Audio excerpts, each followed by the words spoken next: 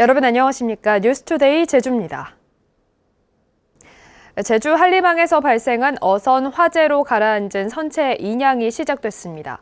감식 작업은 어선 3척을 모두 인양한 뒤에 이루어질 예정인데 사고 어선에서 흘러나온 것으로 추정되는 기름 피해 신고도 접수됐습니다.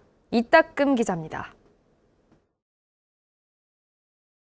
까맣게 타버린 선체가 서서히 물 위로 떠오릅니다. 크레인 2대가 들어올린 선체 무게는 바닷물까지 더해져 150톤에 이릅니다. 인양은 처음 불이 난 어선의 옆에 있던 선박부터 진행됐습니다.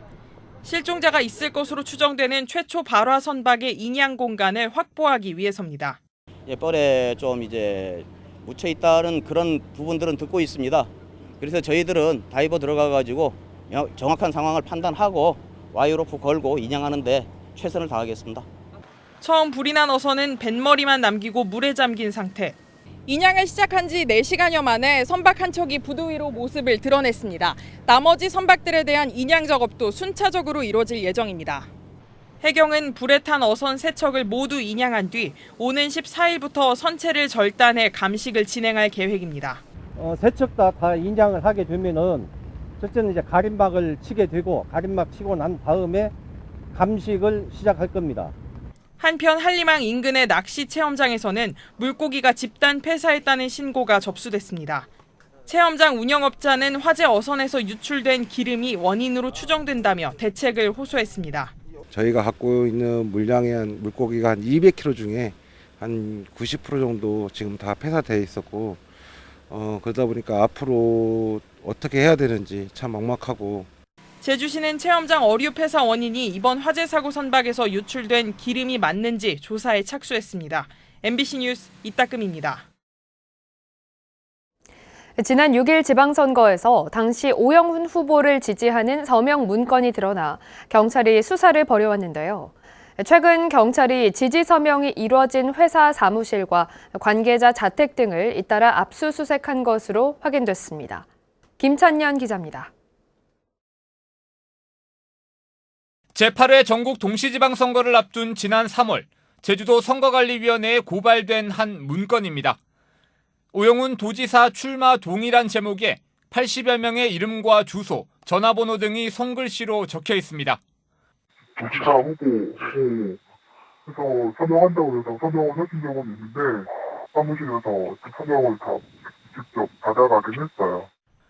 선관위는 공직선거법 107조에서 금지한 지지 서명으로 판단하고 경찰에 수사를 의뢰했습니다.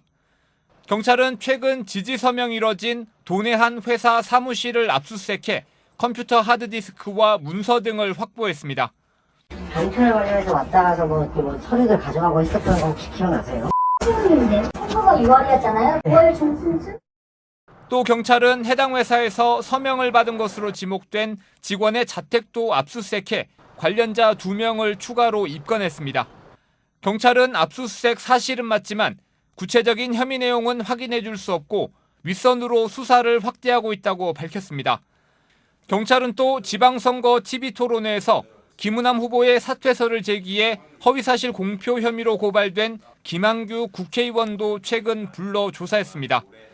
이번 지방선거와 관련해 경찰에 접수된 선거법 위반 사범은 30건에 60여 명.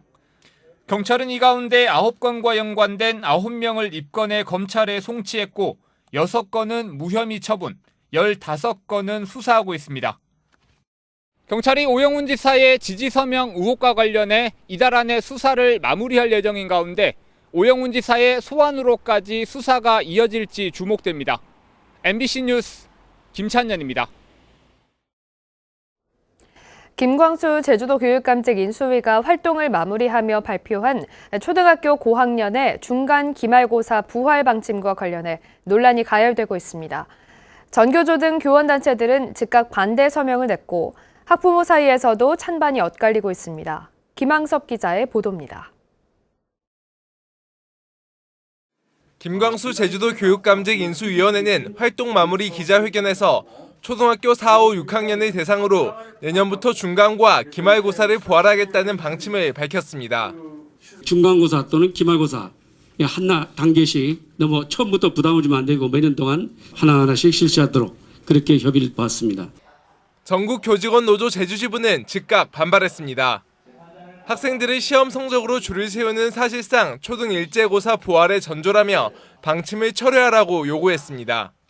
학력이 사실은 지원이 필요한 학생들을 위한 제도라기보다는 중상 이상의 학생들을 더 치열하게 경쟁시키는 결과, 그리고 그거에 따른 교사의 어떤 평가로 이어질 확률이 굉장히 높다라고.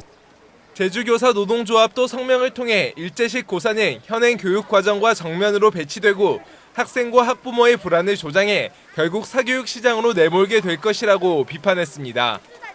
학부모들의 의견도 엇갈립니다. 솔직히 깜깜이니까 사실 그런 아이가 어느 정도 하는지 준비해 나가는 과정이 더 나을 것 같긴 한데. 초등학교까지 시험을 굳이 볼 필요가 있을까? 지금 현재 시험 체제에서는 진짜 학습 능력을 조금 평가하고 이러는 거로는 좀 약한 것 같아요. 이성문 교육감 재임 당시이던 지난 2019년 폐지된 초등학교 일제식 지필평가. 교육계의 우려와 반발 속에 학부모들 사이에서도 찬반 입장이 나뉘면서 첫발을 뗀 김광수 교육감의 교육 행정이 어떻게 의견을 수렴하고 정책을 마련할지 관심이 쏠리고 있습니다. MBC 뉴스 김항섭입니다.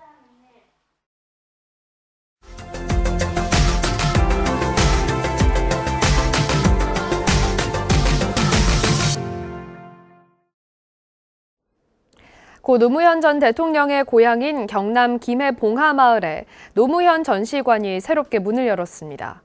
깨어있는 시민 문화체험 전시관이라는 이름이 붙은 이곳은 노 전 대통령의 인생을 통해 민주주의의 가치를 체험하는 공간으로 운영됩니다. MBC 경남 문철진 기자입니다.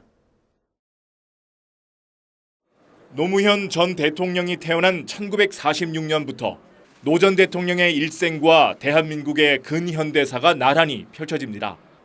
불임 사건을 만나면서 인권 변호사로 변신한 노 전 대통령은 1988년 부산 동구에서 국회의원에 당선됐고 국회 첫 대정부 질의에서 이런 말을 남깁니다. 제가 생각하는 이상적인 사회는 적으로 사는 사람 모두가 먹는 것, 입는 것 이런 걱정도 많아요. 그리고 아이 공부하지 않고 그래서 하루하루 음식 변화되기. 정치자금 기부 문화를 바꾸었던 희망돼지 저금통과 노무현 바람을 일으켰던 노사모를 기억하는 공간을 지나면 16대 대통령 당선을 표현한 미디어 아트와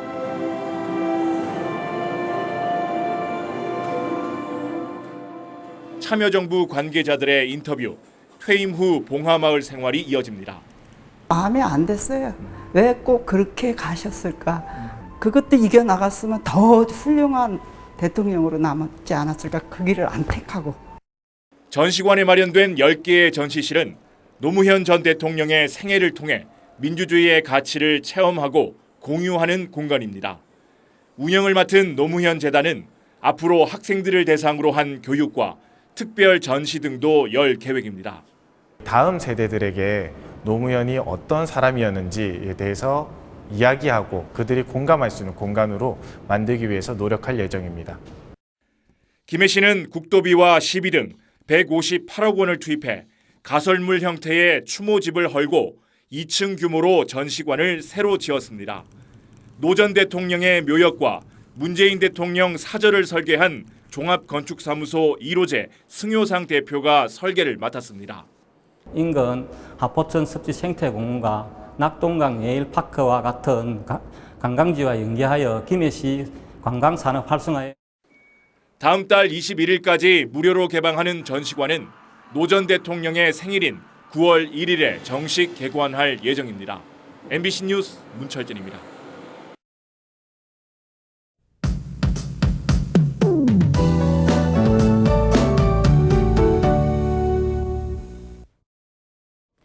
한 차례 장맛비가 지나고 다시 찜통더위가 찾아오겠습니다. 어제 폭염특보는 해제됐지만 비가 와서 대기 중에 수증기가 많은 데다 남쪽에서 고온다습한 공기까지 불어오면서 오늘은 날이 더 무덥겠습니다. 통풍이 잘 되는 시원한 옷차림 하시기 바랍니다. 중산간 지역은 저녁까지 비도 가끔 내리겠습니다. 정체전선은 남쪽으로 물러난 상황인데요. 동풍의 영향으로 제주 남부와 동부, 산지를 중심으로는 5에서 40mm 정도의 비가 저녁까지 가끔 이어지겠고요. 북서부 지역은 구름 많겠습니다. 밤사이 해안 지역으로 열대야가 이어지면서 현재 북부 지역 27도를 보이고 있습니다. 서부와 남부 지역 25도, 동부 지역 24도로 시작하고 있고요. 한낮 최고 기온은 북부 지역 33도, 대부분 지역에서 31도가 예상됩니다.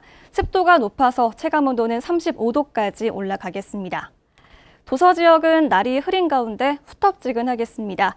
당분간 고온다습한 공기가 바다 위를 지나면서 제주 해상으로 안개가 자욱하겠는데요. 해안과 도서 지역에서도 안개 조심하시기 바랍니다. 바다의 물결은 1에서 2m 안팎으로 잔잔하게 일겠습니다. 이번 주는 폭염과 호우에 대비를 잘 해주셔야겠습니다. 꿉꿉한 날씨가 이어지겠고요. 주 후반부터 주말까지 제주에 비가 내릴 가능성이 있겠습니다. 기상정보였습니다. 코로나19 감염이 다시 확산되는 가운데 제주 지역 신규 확진자도 증가세를 이어가고 있습니다. 제주도에 따르면 그제 359명이 신규 확진 판정을 받았고 어제도 오후 5시까지 404명이 양성 판정을 받았습니다.